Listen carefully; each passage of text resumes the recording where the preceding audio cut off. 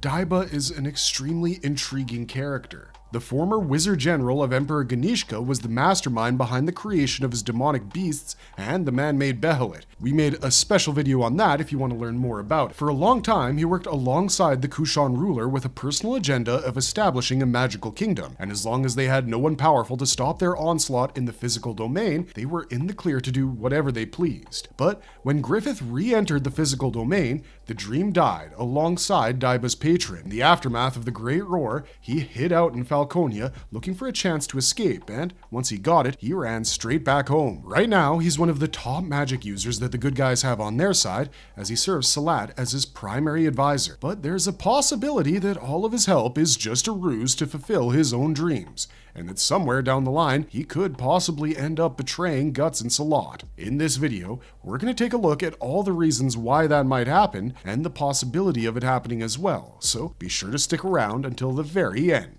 Is Daiba an apostle? The dark truth about his ethereal body. If working for an apostle wasn't proof enough for you to realize that Daiba could go to any lengths in pursuit of his dream, then the fact that his ethereal body feels like an apostle's should definitely do it. The Paramarishi Senani has been around for a very long time, and he's spent his entire life studying the mystic arts. Daiba looks really old, like he's in his late 80s, but he could very well be older than that. This is because Daiba looked the same as he does in the current timeline back when he handed Emperor Ganishka his Behelit. That's right, folks. This Sadhu is the origin story of the strongest apostle in the series, and that itself tells you how manipulative Daiba can be. Years later, when Ganishka ends up using his Behelit, the Kushan Sorcerer re-establishes contact with him and strikes a deal wherein he would be allowed to create a kingdom dedicated to the study of magic under the auspices of Ganishka's global empire. As a sorcerer, he must have known exactly what kind of a fate was attached to the Behelit he gave to Ganishka, and knowing said fate, he must have also realized it was his best bet at fulfilling his own dream. So they got to work creating two separate divisions for his war effort that his regular army would know nothing about, but whose actions would have a far greater impact than any human effort. Daiba was a man who had dedicated his life to studying the intricacies of arcana. He was at the level of a great guru from Elfhelm from a knowledge perspective, and perhaps even greater, because not only did he understand the basic functionality of a highly spiritual object like a Behelit, he was able to replicate its workings with his man-made Behelit. Daiba had several sorcerers called Harashada under his command, whom he taught spirit possession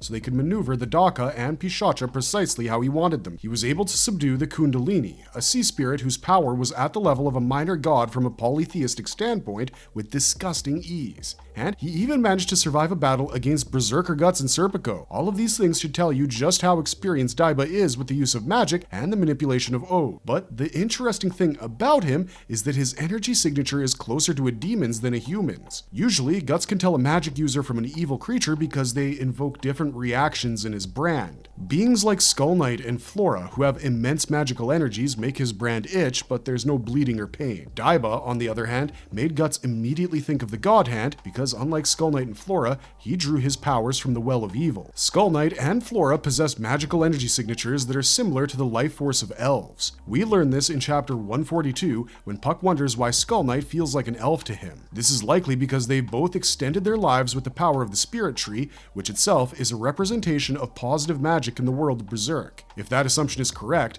then Puck thinking Skull Knight feels like an elf makes sense. Elves draw their life energies from spirit trees and the fate of the people that they bond with. So, Puck resonating with Skull Knight's energy makes sense. Guts' brand of sacrifice bleeds in the presence of demons of any kind, but in truth, what it reacts to is the power of evil. The brand bleeds when he's attacked by dead spirits, possessed heretics, and a sea god that has no connection to the God Hand. Its response is based on the concentration of abyssal power within a person, and the fact that Daiba's ethereal body resonates with that feeling can mean only one thing. He draws his strength from the abyss. We can also see this reflected in his eyes, because instead of having irises like a regular human, his eyes have the same design as those of apostles in their release state. This explains a lot about why Daiba is comfortable with working alongside an apostle, despite knowing that they're abominations to humanity. But drawing on the power of evil is like walking on a tightrope hanging off a cliff. Eventually, the causal current will sweep your feet off the rope and send your dreams crashing into ruin because you didn't play by its rules. Daiba wanted to create a magical kingdom of his own, so he tolerated Ganishka's nature and encouraged his methods.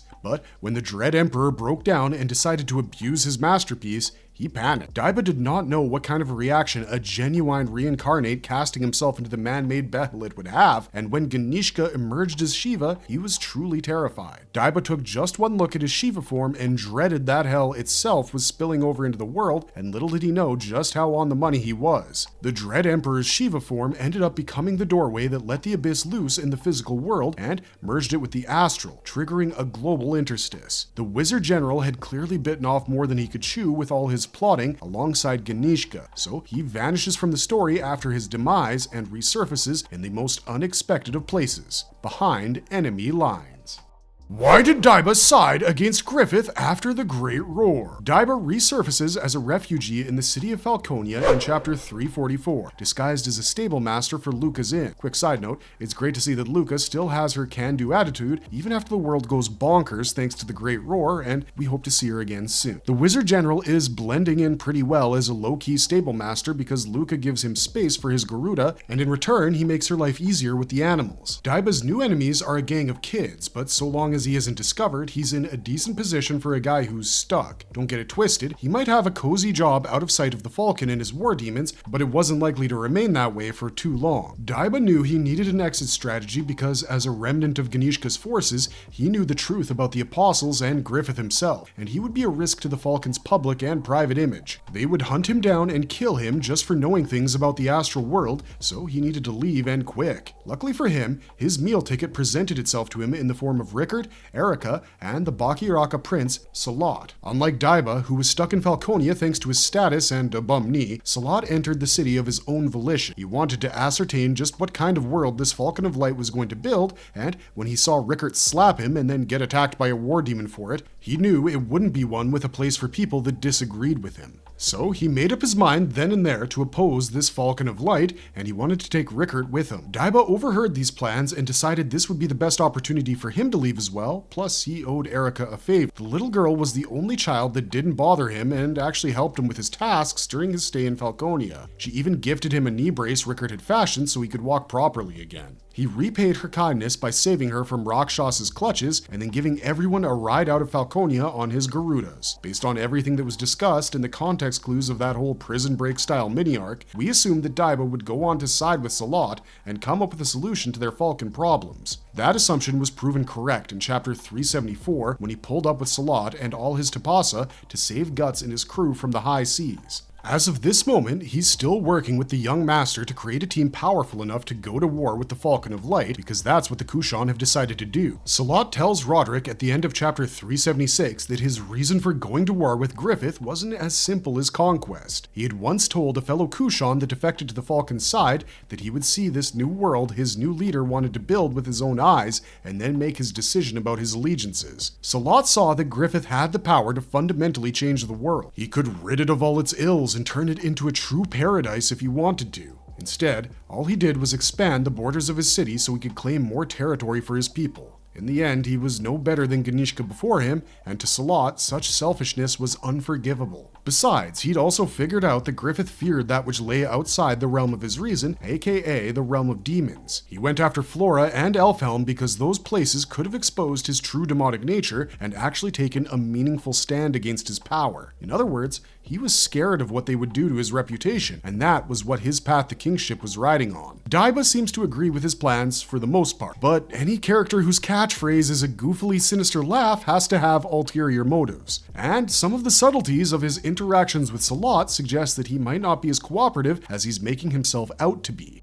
Is the Wizard General plotting a betrayal? All hints and possibilities explained. One of the reasons why treason comes out of nowhere is because you never see it coming, especially from a person you really need for your plans to work. At this point in the story, Daiba is the strongest active sorcerer. Shirki is still stuck in the trance she entered a couple of chapters before, and there's no timeline on her return. The Elfhelm mages could still practice their magic, but their powers were dwindling with time as they were no longer near the Cherry Blossom Spirit Tree. Farnace was their strongest representative, representative, as ironic as it sounds, which means right now everyone depends on Daiba for magical advice. So it's very suspicious that he isn't completely transparent with Silat in explaining who their target is when they come across the seahorse at the end of chapter 373. Daiba had led the Kushan Navy on this capture mission based on an oracular vision he'd had. On a dark night, with the moon drawn like a bow lighting up the night sky, from the sea where the sun sinks, a beast will come, bound in chains on a wooden horse, wreathed in white mist. We're paraphrasing the entire thing here, but he basically stretched out "guts will arrive soon from the west" into a sentence that was way wordier than it needed to be. Moreover, he didn't even reveal the identity of said beast to Silat, even though he knew they'd met before and that he himself had fought him before. Silat catches on to this eventually as Daiba goes to inspect the catch, and when he realizes that it was the Black Swordsman,